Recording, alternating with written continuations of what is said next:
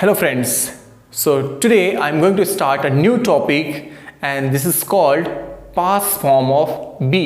In previous lectures I have taught you present form of be. अरे दोस्त आप तो परेशान हो गए, परेशान होने वाली कोई बात नहीं है। ये जो आपने सुना past form of be and present form of be, ये कुछ भी नहीं है। बी का जो प्रेजेंट फॉर्म होता है वो होता है इज, एम, आर, ये सारे हैं बी के प्रेजेंट फॉर्म। अब जब हम बात करते हैं पास्ट फॉर्म की तो वाज और वर जो आज हम पढ़ने जा रहे हैं तो ये है पास्ट फॉर्म। बात आ गई समझ में। वहां पर सेंस क्या होता था, है का सेंस होता था, है, हूं, है का सेंस होता था, और यहां पे था, थे, थी का सेंस होता है। तो बस यही है, ज्यादा टेंशन लेने की जरूरत नहीं है। तो चलिए वाज और वर। अरे बहुत सारे बच्चों को तो ऐसा लग रहा होगा कि शायद मैं गलत पढ़ रहा हूं। ये जो वर्ड है इसे मैं क्या पढ़ रहा हूं, WERE को, इसे मैं पढ़ रहा हूं वर। तो क्या बच्चे मैं सही पढ़ रहा हूं? तो जिन बच्चों को गलत लग रहा है वो समझ जाएं कि इसका जो एक्चुअल प्रोनाउंसिएशन है वो क्या है, were. This is the right pronunciation, ये इसका सही उच्चारण है। आप बहुत सारे बच्चे क्या करते हैं, इसे वेयर पढ़ देते हैं, वेयर। तो वेयर इसका उच्चारण नहीं है बच्चे, वेयर ये जो नीचे वर्ड लिखा गया है इसका उच्चारण है वेयर। इसे पढ़ा जाता है वेयर, इसे पढ़ा जाता है वर। तो आप ध्यान रखोगे, छोटी सी बात है, ध्यान रखना, बेइज्जती मत करवाना मेरी। चलो तो बच्चे स्ट्रक्चर जो है वो बिल्कुल सेम है। इस स्ट्रक्चर से आप पहले मिल चुके हो, subject plus verb plus complement. Structure नया नहीं है, स्ट्रक्चर बिल्कुल सेम है, जैसा पहले होता था अभी भी वैसा ही हो रहा है। बस अगर चेंज हुआ है तो वो हुआ है हेल्पिंग वर्ब में। चेंज जो आया है वो आया है वर्ब में। पहले हम इज, एम, आर यूज करते थे और अभी हम यूज कर रहे हैं वॉज और वर। तो कहां पर वॉज होगा और कहां पे वर होगा हम ये देख लेते हैं। तो I, he, she, it name singular subject के साथ वॉज का यूज हो रहा है, राइट? कोई दिक्कत है? नहीं। अरे बहुत सारे मेरे स्मार्ट बच्चे नोट कर लिए होंगे कि एक तो प्रॉब्लम है, और वो प्रॉब्लम क्या है बच्चे? यस, बिल्कुल सही पकड़ा आपने, आई। मैंने आपको पहले ही कहा था ना कि आई एक तलबदलू नेता है जो अपनी पार्टी बदलता रहता है। तो पहले ये किस में था? पहले ये था, पहले इसने अपनी पार्टी बनाई हुई थी और अभी ये क्या किया, सिंगुलर की पार्टी में शामिल हो गया है। अब देखना आगे चल के प्लूरल की भी पार्टी में शामिल होगा, तो बच के रहना इससे। तो आई अभी सिंगुलर की कैटेगरी में आ गया है, was. You, be, they plus subject के साथ वर पहले भी होता था, पहले क्या होता था आर, अभी क्या हो रहा है वर। तो बिल्कुल सेम है, उसमें कोई चेंज नहीं हुआ है। अब एग्जांपल से हम समझते हैं कि इसका यूज कैसे किया जाएगा। I was very tired. I हो गया सब्जेक्ट, वॉज हो गया आपका वर्ब, वेरी हो गया एडवर्ब और टायर्ड हो गया आपका कॉम्प्लीमेंट। बात आ गई समझ में। तो आई वॉज वेरी टायर्ड, मैं बहुत थका हुआ था। बाबू भाई वॉज वेरी फनी। आप फिल्म देखकर निकलते हो, कौन सी फिल्म देखते हो? हेरा फेरी। हेरा फेरी में बाबू भाई है ना, जो परेश रावल जी ने कैरेक्टर प्ले किया है। तो बाबू भाई वॉज वेरी फनी। आप फिल्म देखकर निकलते हो, कहते हो कि यार बड़ा मजा आया, बाबू भाई का कैरेक्टर तो जबरदस्त था। तो बाबू भाई वॉज वेरी फनी। बाबू भाई कैसे थे? बहुत मजाकिया थे, बहुत फनी थे, उनको देखकर बड़ा मजा आया। दे वर वरीड। तो बच्चे वरीड का मतलब क्या होता है? वरीड का मतलब जिनको नहीं पता है वो जान लेंगे, सुन लेंगे, समझ लेंगे, दिमाग में बिठा लेंगे। वरीड का मतलब होता है चिंतित। They were not sorry they were worried, वे लोग चिंतित थे। भाई चिंतित होने की बात है। अगर किसी का कोई सामान गुम गया, कुछ हो गया तो वो लोग तो चिंतित रहेंगे ही। दे वर वरीड, वे लोग चिंतित थे।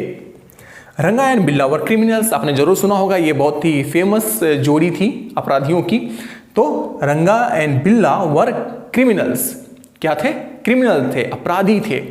अब बच्चे आपने एक चीज नोटिस अगर किया तो क्या किया होगा आपने?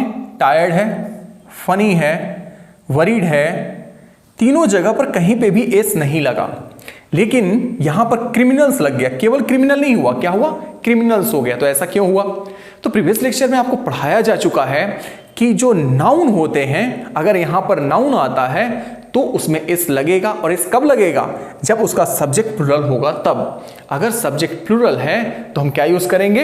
एस लगाएंगे, इसको भी प्लूरल बनाएंगे। जैसे आई एम अ टीचर, मैं एक शिक्षक हूं, कोई दिक्कत नहीं है। लेकिन जब हम कहेंगे कि वी आर टीचर्स, हम लोग शिक्षक हैं, तो हमें कहना पड़ेगा वी आर टीचर्स।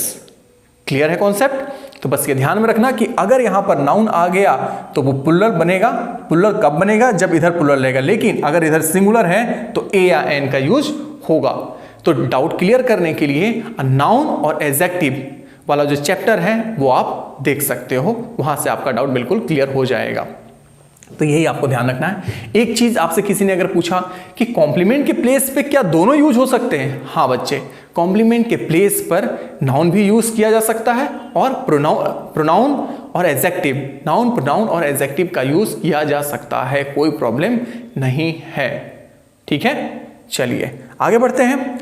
तो जैसा ये पॉजिटिव स्ट्रक्चर था उसमें थोड़ा सा चेंज अगर कर दिया गया तो बन जाता है नेगेटिव स्ट्रक्चर। तो नेगेटिव स्ट्रक्चर इसका कैसा होगा? बिल्कुल वैसा ही होगा ऊपर वाले के जैसा, subject plus was were plus not, बस क्या ऐड हो गया? नॉट। और पहले क्या होता था? इज एम आर के बाद नॉट ऐड हो जाता था, अभी किसके बाद ऐड हो रहा है? वॉज और वर के बाद नॉट ऐड हो जा रहा है। तो हम एग्जाम्पल से समझते हैं। She was not very intelligent, वह बहुत तेज नहीं थी, लेकिन उसने बहुत मेहनत किया, कड़ी मेहनत की उसने, और वो आज IAS बनकर यहां पर बैठी हुई है। तो she was not very intelligent, वह बहुत तेज नहीं थी। My neighbour was not brave, मेरा जो पड़ोसी था वो बहुत बहादुर नहीं था। माई नेबर, इसमें वेरी नहीं लगा हुआ है। My neighbour was not brave, मेरा पड़ोसी बहादुर नहीं था। वी वर नॉट पुअर, हम लोग गरीब नहीं थे, हम भारतवासी गरीब नहीं थे, हम बहुत अमीर थे। गरीब तो हमें अंग्रेजों ने बनाया, उसके बाद हमारे कुछ नेताओं ने बनाया है। वी वर नॉट पुअर, हम लोग गरीब नहीं थे। Jhamlal was not dishonest, Jhamlal बेईमान नहीं था। तो बच्चे ये होता है हमारा पॉजिटिव स्ट्रक्चर और ये होता है हमारा नेगेटिव स्ट्रक्चर। ज़्यादा इसमें टाइम खराब करने की कोई ज़रूरत नहीं है, प्रैक्टिस सेट आपको मिलेगा और वहाँ से ज़्यादा प्रैक्टिस करना। कोई डाउट हो तो आप कमेंट में लिखना, उसी के हिसाब से मैं आपके डाउट को क्लियर करूँगा। दोस्तों अब करते हैं इंटरोगेटिव स्ट्रक्चर, प्रश्नवाचक। तो जैसा आपने पहले पढ़ा था बिल्कुल वैसा ही है, कोई अंतर नहीं है। बस अंतर है तो कहाँ पर है, डिफरेंस है तो कहाँ पर है, इज एम आर की जगह पे वॉज और वर हो रहा है और कुछ भी नहीं है।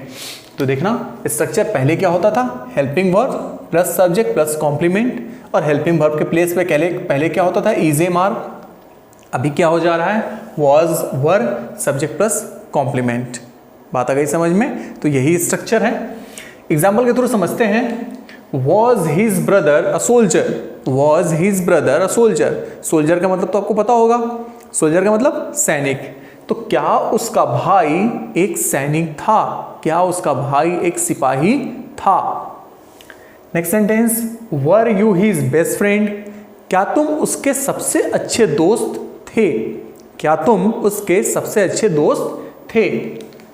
वर Raju and Chintu very good at maths, क्या राजू और चिंटू मैथ में बहुत अच्छे थे कि नहीं थे? बताइए, आपसे पूछा जा रहा है कि क्या चिंटू और राजू मैथ में बहुत अच्छे थे। बात आ गई समझ में? यही है इंटरोगेटिव स्ट्रक्चर। उसके बाद WH फैमिली, WH क्वेश्चन का हम कैसे यूज करते हैं, उसका फॉर्मूला क्या होता है? इसका भी आंसर वही है कि जैसा पहले होता था वैसा अभी भी होता है। और बच्चे मैं बार बार यही बात कहूंगा कि स्ट्रक्चर में कोई डिफरेंस नहीं है, बस हेल्पिंग वर्ब बदल गया है और कुछ भी नहीं है, सब सेम रहेगा। WH question, WH family plus was were plus subject plus complement. WH family क्या होते हैं, इसको समझने के लिए जो WH question is am are का WH क्वेश्चन है बच्चे, आप वो देख लेना, वहां पर ये डिटेल में इनको समझाया गया है, इनका सेंस क्या होता है, इनका कब यूज करते हैं, वो सब कुछ बताया जा चुका है। तो फॉर्मूला तो बिल्कुल सेम है। वॉज वर के जगह पे पहले क्या होता था, इज एम आर, और अभी हो रहा है वॉज वर, बस यही तो है। कैसे यूज करते हैं वो देख लेते हैं। Why were your parents very sad, why were your parents very sad, तुम्हारे माता पिता उदास, बहुत उदास क्यों थे? वेरी लगा हुआ है ना, तो सेंस क्या हो गया, बहुत। तो वाई वर योर पेरेंट्स, वर क्यों लगा बच्चे? क्योंकि योर पेरेंट्स तुम्हारे माता पिता, और पेरेंट्स का मतलब क्या होता है, माता पिता।